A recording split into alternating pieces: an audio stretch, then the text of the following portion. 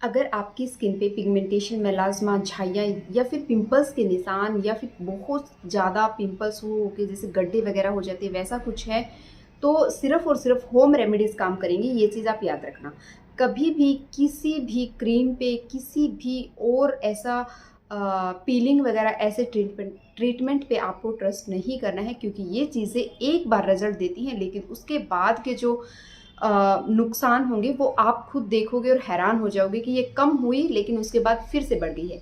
लेकिन home remedies एक ऐसी चीज़ है जिसको आप लगातार जब यूज़ करते हैं तो टाइम ज़्यादा लगता है, लेकिन रिजल्ट्स जो होते हैं ना, वो यानी कि जड़ से ख़त्म करती हैं इसको। ठीक है? तो ये रेमेडीज़ इनको जड़ से ख़त्म करने वाली है। Hello friends, welcome back to my channel. कैसे हैं आप सब? आज की वीडियो में अगेन मैं बात करने वाली हूँ एक नई रेमेडी के बारे में।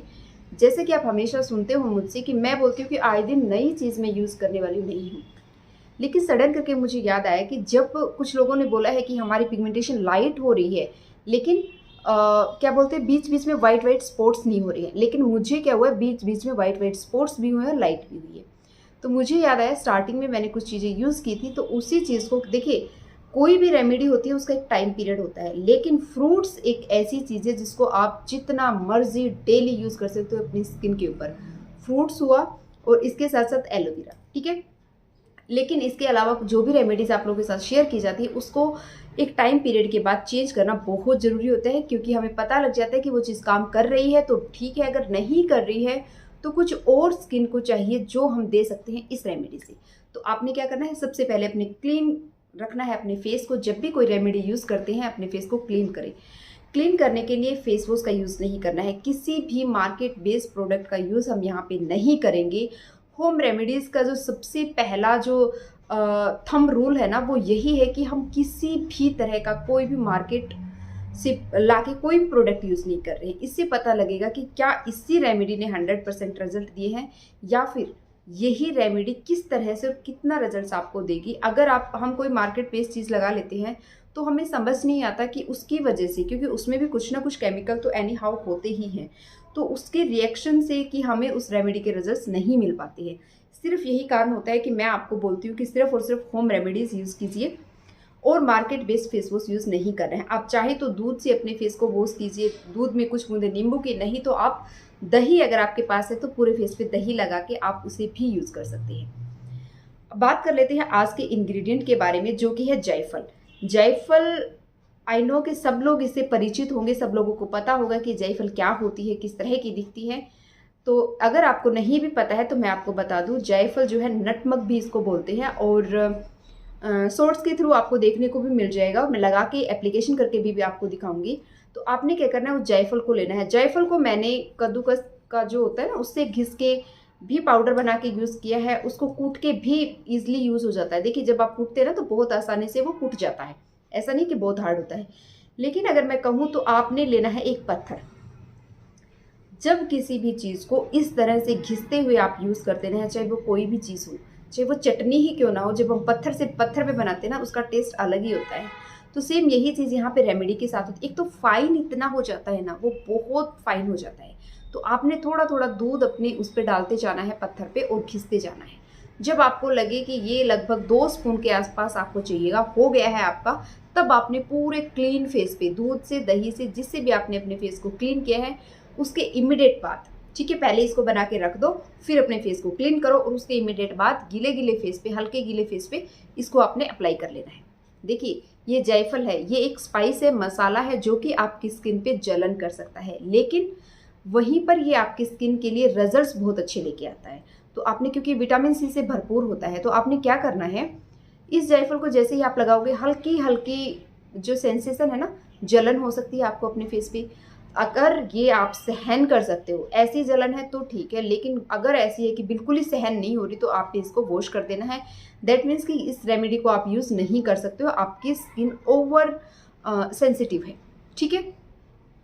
इतना करने के बाद जैसे ही आप इस रेमेडी को लगा के छोड़ना है आपको, और जब आपको पता लग जाएगा ये पूरी तरह से ड्राई हो जाएगी, खिंच जाएगी, आपकी स्किन पूरी टाइट हो जाएगी, दैट मीन्स कि आपने इसको वॉश करना है। लेकिन लगाने का एक तरीका होता है, हर रेमेडी को लगाने का तरीका और टाइम होता है। आपने क्या करना है, इसको लेना है अपने पूरे फेस पे, जहाँ पे आपको पिगमेंटेशन है वहाँ पे। प्लीज़ देखिए, ये ड्राई फॉर्म में होता है, इसको ज़्यादा रगड़ना नहीं है। लेकिन जहाँ पे आपको पिगमेंटेशन है, सपोज करिए मुझे यहाँ पे है, तो इस तरह से हल्के हाथों से 1 मिनट के लिए मसाज करना है, लगाते ही। जैसे सपोज करिए अभी मैं लगा रही हूँ, मैंने ये रेमेडी ली, लगा रही हूँ, तो इस तरह से 1 मिनट के लिए आपने इसको मसाज करना है। बिल्कुल ये लगा लो कि आप इसको गोल गोल घुमा रहे हो, और प्रेशर, नो प्रेशर, किसी टाइप का भी प्रेशर नहीं लगाना है। बिल्कुल हल्के हाथों से जहाँ पर भी आपको पिगमेंटेशन है वहीं पर आपने इस तरह से इसको अप्लाई कर लेना है। आप पूरे फेस पे लगाएंगे, कोई डाउट नहीं है इसमें, लेकिन जहाँ पे पिगमेंटेशन है वहाँ पे कुछ सेकंड के लिए इस तरह से मसाज करती है। मसाज करने के बाद आप इसमें छोड़ देना है, और जब आपको लगे बिल्कुल खिंची खिंची हो गई है, ये बिल्कुल ड्राई हो गई है और बस अब वॉश करना है, नहीं रह सकते अब, तो उस टाइम पे आपने पानी अपने फेस पे डालना है और बिल्कुल हल्के हल्के हाथों से इसको स्क्रब करते हुए निकाल देना है। ठीक है, आप देखोगे आपकी स्किन सॉफ्ट तो डेफिनेटली होगी, क्योंकि इतना अच्छे से आपकी स्किन में खिंचाव पैदा किया है इसने, जो कि स्किन को बहुत अच्छे से टाइट भी करता है। पोर्स पे भी ये काम करती है, आपके जो पोर्स है ना उनको मिनिमाइज करने का काम करती है ये जो जायफल है। तो आपने इस तरह से इसको ले लेना है। लगाने के बाद एक चीज़ याद रखना कि आपने इसके बाद कोई ऐसी चीज़ लगानी है जो आपकी स्किन को ठंडक दे। ठीक है, क्यों? क्योंकि यहाँ पे स्पाइस को यूज़ किया है, थोड़ी सी जलन के जैसे आपको फील हो सकता है। ठीक है, अगर ऐसा फील, देखिए सबको फील होगा, ऐसा नहीं कि किसी को होगा किसी को नहीं होगा। हाँ, कुछ दिन जब आप इसको यूज़ कर लोगे ना, तब आपको ये प्रॉब्लम नहीं होगी। तो आपने कुछ ऐसी चीज़ लगानी जो ठंडा हो, जैसे कि मैं हमेशा बताती हूँ एलोवेरा लगाने का, और कोशिश करना इस रेमेडी को नाइट के टाइम पे परफॉर्म करना। ठीक है, नाइट को लगा के और फिर आप सो सकते हैं इस तरह से इसको लगा के। तो फिर आपने वो एलोवेरा लेना है। एलोवेरा में थोड़ा सा, अच्छा ये जो जायफल थी इसमें भी थोड़ी सी पिंच भर हल्दी आप डेफिनेटली डाल सकती हैं, और एलोवेरा में हल्दी डालनी बहुत ज़रूरी है इस टाइम पे, ताकि किसी भी तरह के रेसिस वगैरह या कुछ भी अगर इस रेमेडी से प्रॉब्लम हुआ ना तो वो ना हो आपको। देखिए वैसे तो होगा नहीं, लेकिन ट्राई एंड टेस्टेड डेफिनेटली ये रेमेडी है, लेकिन फिर भी आपकी स्किन किस तरह से रिएक्ट करती है ये आपसे बेहतर कोई नहीं जानता है। इसलिए एक बार इसको एक बार लगा के थोड़ी देर के लिए 5 to 10 मिनट इसी के बीच का टाइम रहेगा कि ये बिल्कुल ड्राई हो जाएगी। वॉश करके देख लेना, अगर आपको रेडनेस नहीं हो रहा है, खुजली नहीं हो रही है, आपको किसी तरह की प्रॉब्लम नहीं लग रही है ना, हल्का हल्का तो देखिए होगा क्योंकि ये मसाला है, तो आप इसको इस रेमेडी को आप यूज़ कर सकते हैं।